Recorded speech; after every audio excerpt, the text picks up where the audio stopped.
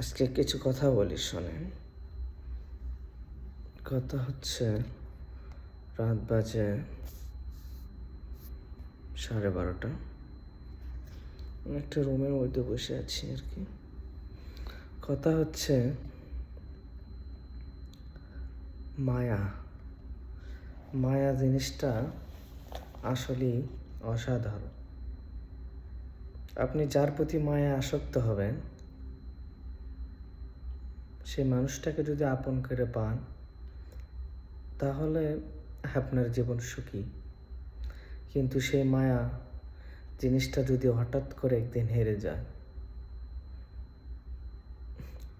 আসলে মানুষকে কোন পর্যায়ে নিয়ে যায়, যার ছেড়ে দেয় সেই বোঝে।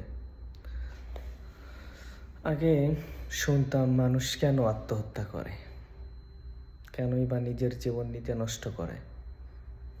মানুষের প্রতি হিংসা হতো। আসলে যে একটা গেছে আর একটা আসবে, মানুষ কেন আত্মহত্যা করে। আসলে এখন এমন এক পর্যায়ে আছি, নিজেকে এখন তাদের সারিতেই মনে হচ্ছে যে আসলে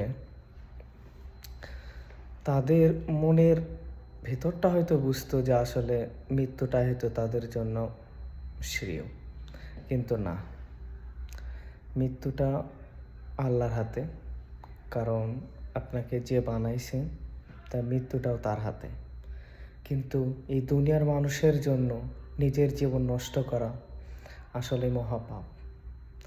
কিন্তু কি আর করার, এমনটাই জীবনে আমার একটা ঘটনা ঘটে গেছে। একজনকে খুব মায়া লাগতো, মায়া মানে অনেক ভালোবাসতাম আর কি, সত্যি কথা যেটা।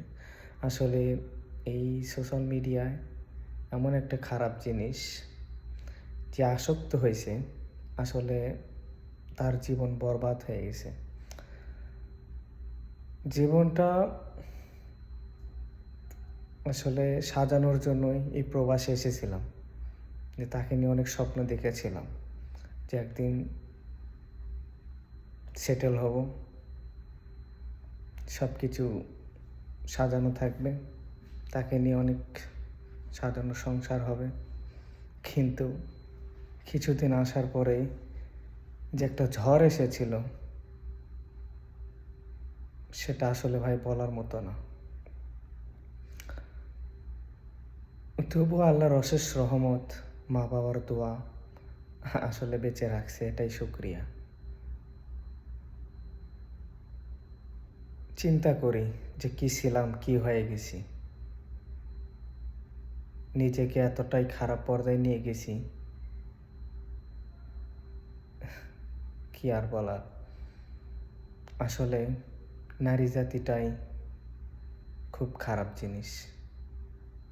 তাই ভাই সবার উদ্দেশ্যে বলি, কোনো বেঈমান নারীর আসক্ত হইন না।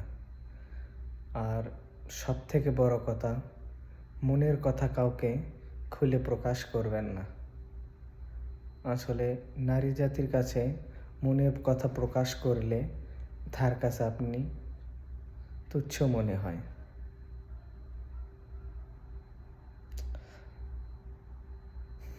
তাই সবার কাছে একটাই অনুরোধ, সব থেকে ভালো পথ আল্লাহর পথে এসে, আল্লাহ আপনার কপালে যদি ভালো কিছু লিখে রাখে সেটাই পাবেন। আপনি চাইলেও সেটা পাবেন, না চাইলেও সেটাই আসবে। তাই দুনিয়ার মোহ ত্যাগ করে আমরা আল্লাহর পথে ফিরে আসি। সবার জন্য দোয়া ও কামনা রইল।